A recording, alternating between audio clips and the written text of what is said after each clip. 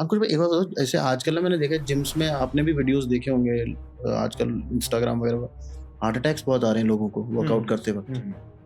वो किस वजह से हो रहा है? कोई जनरल पॉपुलेशन को लगता है कि health and fitness is like Google करा मिल गया, but that is not true. तो मैंने मोस्टली जिम में जो ट्रेनर्स देखे हैं उनका एक ही गोल होता है कि भाई एक तो या तो पर्सनल ट्रेनिंग ले ले मेरे से, फिर उसके बाद अगर वो फंस गया किसी तरीके से पर्सनल ट्रेनिंग में तो फिर प्रोटीन का डब्बा बेचना है। ह्यूमन बॉडी के बारे में, हार्मोन प्रोड्यूस कैसे होता है, डायबिटीज कैसे हो रही है, अंदर चल क्या रहा है, आप डायबिटीज रिवर्स कैसे कर सकते हैं, हार्ट पेशेंट के साथ क्या चल रहा है, थायराइड वाले के साथ क्या चल रहा है, आप सब at par with doctor level, उस तरह की एजुकेशन फिटनेस फील्ड के अंदर आ चुकी है। That's first thing. कितने यंग बच्चे 17-18 साल के जो मैंने देखे हैं जिम्स में आते हैं, उनको आते ही सीधा डेका और ये शुरू करवा देते हैं ट्रेनर्स। तो बेसिकली कोचेस डेस्परेट हो जाते हैं अपनी पीटी बेचने के लिए या प्रूव करने के लिए कि हम बहुत अच्छे कोच हैं। उसको एक्सरसाइज प्रिस्क्रिप्शन जो है उसकी हेल्थ के पैरामीटर के बेसिस पे दिया, ये प्रॉब्लम है। दूसरा, ये आपने जो लाइन बोली ना, वन मोर रैप, ये मुझे लगता है इसकी वजह से जितने लोग इंजर्ड होते हैं ना, उस वन मोर रैप की वजह से कहीं नहीं होते। नहीं, वो गलत कोट्स फैले हुए, गो हार्ड और go home, no pain no gain. तो अंकुश भाई, ये जो कोचेज हैं, क्या ये जैसे इंडिया में तो मैंने जितने भी जो बहुत अच्छे लेवल के जिम्स हैं उसमें तो आई डोंट थिंक कि ऐसा होता होगा, पर मैंने मोस्टली जिम में जो ट्रेनर्स देखे हैं उनका एक ही गोल होता है कि भाई एक तो या तो पर्सनल ट्रेनिंग ले ले मेरे से, फिर उसके बाद अगर वो फंस गया किसी तरीके से पर्सनल ट्रेनिंग में तो फिर प्रोटीन का डब्बा बेचना है। और फिर मैंने जिम्स में ये तक देखा है कि लॉकर एरिया में इंजेक्शंस वगैरह भी चल रहे होते हैं। तो ये कितना लॉजिकल है और कितना सही है ये? नहीं, सही तो नहीं है, मैं कहूँगा। जब तक आप प्रोफेशनली परस्यू नहीं कर रहे हैं तब तक वो गलत है। That's first thing. कितने यंग बच्चे 17-18 साल के जो मैंने देखे हैं जिम्स में आते हैं, उनको आते ही सीधा डेका और ये शुरू करवा देते हैं ट्रेनर्स। मतलब ये होता है? होता है, बिल्कुल होता है। I agree to it. So like I said कि कोचेस के साथ प्रॉब्लम अभी ये है। अच्छा चलो एक और चीज पे जाते हैं इस पे, कि कोचेस ऐसा क्यों करते हैं। उनको लगता है कि जब तक कोई इंसान को आप रिजल्ट नहीं दोगे या आप अच्छे टेस्टिमोनियल्स खड़े नहीं करोगे तब तक आपसे कोई पीटी नहीं लेगा। जैसे आपने कहा पीटी के लिए उनका इंटरेस्ट होता है। देखिए वो एक काम कर रहे हैं और उनको इनकम चाहिए, तो वो इंटरेस्ट तो होगा, बट प्रॉब्लम ये है कि वो ये नहीं सोच रहे कि कोई आपसे पीटी क्यों ले। क्या आप उतने स्किलफुल हो, क्या आप इतने नॉलेजेबल हो।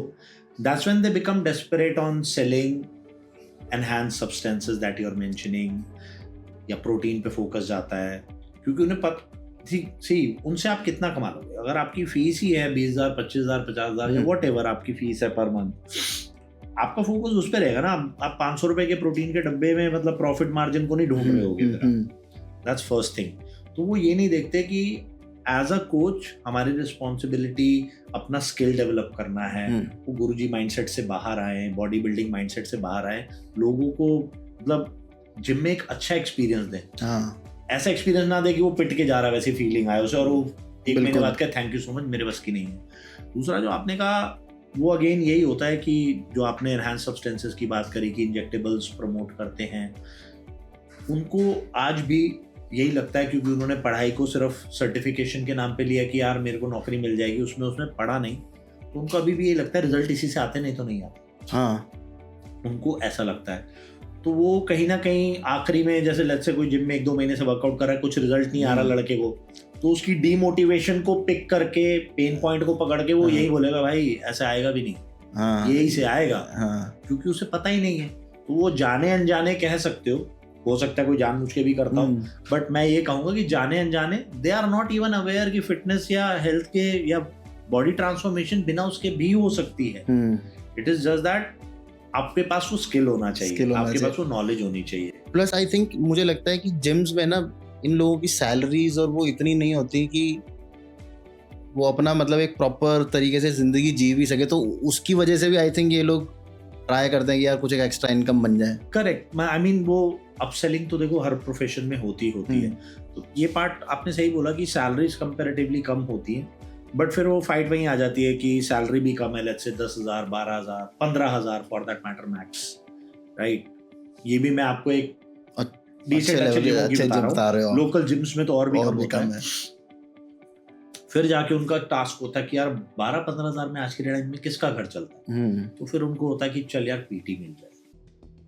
टाइम क्या है, वही गिने चुने 6-8 घंटे की ड्यूटी है, उसमें कितनी पीटी ले लोगे? आपके पास स्कोप भी वही 6 पीटी का रह गया। बिल्कुल, प्रोवाइडेड वो 6 मिलेंगी भी कि नहीं 6 मिलेंगे। अब इंडिया में आपको पता ही है कौन पीटी लेना चाहता है। करेक्ट, नहीं है पीटी लेते हैं लोग, मैं आउट ऑफ जो पॉपुलेशन की बात कर रहा हूँ, जनरल पॉपुलेशन को लगता है कि health and fitness is like Google करा मिल गया, but that is not true. अगर आप समझते हो कि हेल्थ एंड फिटनेस की क्या वैल्यू है, ये भी एक एक्सपर्टीज है, साइंस है, तो आप एक्सपर्ट एडवाइस चाहते हो।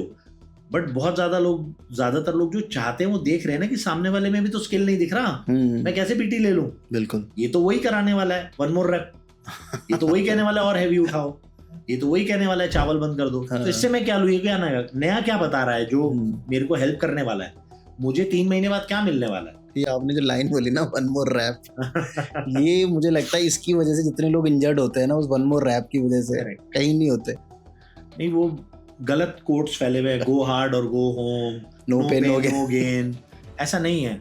पेन की वजह से बहुत लोगों के जिमिंग एक्सपीरियंस बुरा होता है। मेरे को कितने लोग मिलते हैं जो बात करते हैं, उन्होंने बार बार छोड़ा ही तो होता है हफ्ते 10 दिन बाद कि भाई सोरनेस इतनी रहती है कि अब हम काम नहीं कर पाते। तो वो ट्राई तो करते हैं 2-3 बार, बट अगेन उसकी भी प्रॉब्लम क्या होती है, क्लाइंट आया, अब ट्रेनर क्या कहा, भाई साहब मुझे आज से पहले दिन ही इंप्रेस कर देना है, पेल के पहले दिन ही मतलब पेल देगा लिटरली उसको कि मुझे इसे आज ही प्रूव कर देना है कि मैं बहुत अच्छा ट्रेनर हूँ, ये होता है बहुत बढ़िया वर्कआउट कराता हूँ, मैं आपको तोड़ दूंगा, मैं इतना अच्छा कोच हूँ। बट वो ये नहीं समझते कि उसका एक्सपीरियंस अल्टीमेट क्या रिजल्ट आ रहा है, उसका एक्सपीरियंस खराब हो रहा है और वो फिटनेस को टफ समझ रहा है, फिटनेस को टफ समझने लग गया और वो 2-3 बार करने का छोड़ देता है। Whereas when I start, हम उनकी पूरी असेसमेंट करते हैं, देखते हैं कि भाई पास्ट ट्रेनिंग एक्सपीरियंस क्या है, कुछ कभी किया भी है कि नहीं किया है, you know mind muscle connection क्या बना हुआ है, मसल मेमोरी क्या होगी इसकी अगर इसने इतना किया हुआ है, उसके बाद वर्क शेड्यूल क्या है, लाइफ कैसी है, और बात करके ना एक बंदे का अपना मेंटल लेवल भी समझ आता है, कितना स्ट्रॉन्ग हेडेड है, कितना नहीं है, कर भी पाएगा नहीं कर पाएगा, कितना बेयर कर पाएगा कितना नहीं।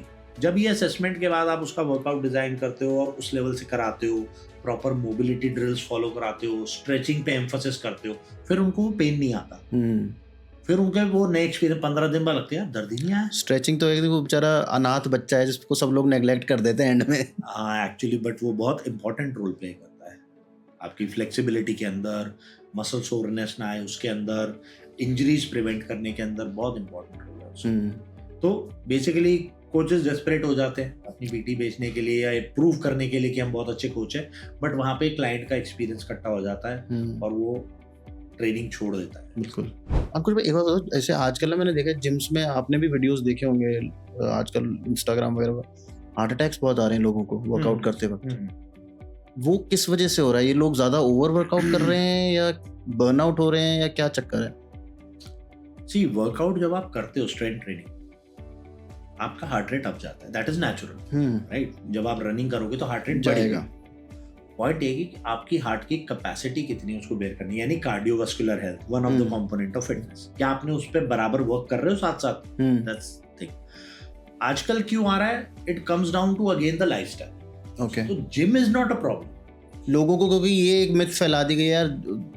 1-2 बार तो मुझे मेरे घर वालों ने बोला यार ज्यादा मत किया करो, देखो क्या हार्ट अटैक आ रहे हैं लोगों को आजकल। करेक्ट, बल्कि तो जिम जाने वाले लोगों को ज्यादा आ रहे हैं। हाँ, उसका रीजन ये है कि जो इंसान दिन में 10 सिगरेट फूक रहा है और वो शांति से खड़ा है, तो खड़ा तो है कम से कम, पर वो 10 सिगरेट पीने वाला इंसान जिस दिन जिम चला जाएगा, उसका हार्ट उसके साथ उस हार्ट रेट को कोप अप नहीं कर, पर वो हो सकता है वो एक दिन में ऐसा नहीं होगा। एक एग्जांपल ले रहा हूँ, ऐसा नहीं कि जो सिगरेट पी रहा है वो जिम जाएगा पहले दिन ही हार्ट अटैक आ जाएगा। पॉइंट इज कि उसका सर्कमस्टांसेस अंदर ऑलरेडी बिगड़े हुए थे। क्या उसकी हेल्थ असेसमेंट हुई?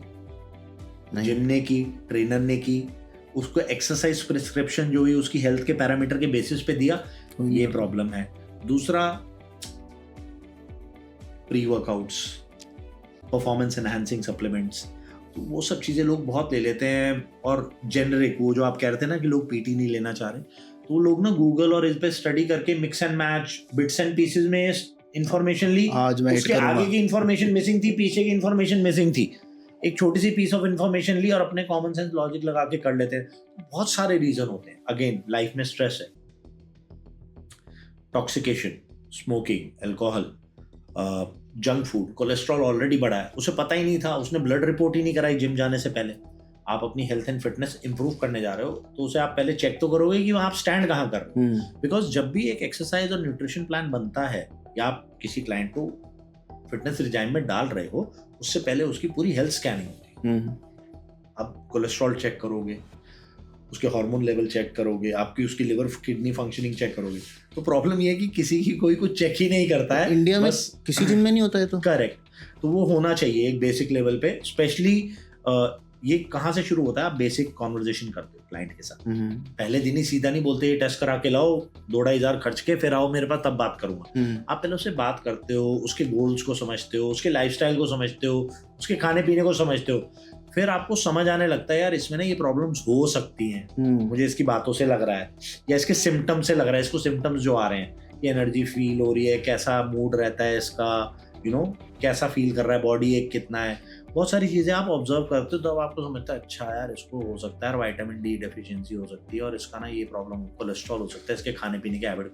भाई एक काम करो, आप ये टेस्ट ये लिस्ट ऑफ टेस्ट है ये करा लो, उसके बाद हम आगे आपका प्रोग्राम बनाते। पर उसके लिए तो ट्रेनर को इतनी नॉलेज होनी चाहिए ना। करेक्ट, तो ट्रेनर्स को तो वही वाली बात है ना, सर्टिफिकेट में पढ़ा नहीं, एजुकेशन ली सर्टिफिकेट लिया बट पढ़ा नहीं, और वो आखिरी में क्या जो गुरुजी से सीखा था वही आज फॉलो कर रहे हैं, उससे बाहर नहीं निकले। मुझे लगता है 90% ऑफ द जो ट्रेनर्स हैं वो तो बस उन्होंने खुद की अपनी बॉडी अच्छी बना ली है, एक बार बन गई बॉडी उसके बाद वो लोग ट्रेनर बन जाते हैं।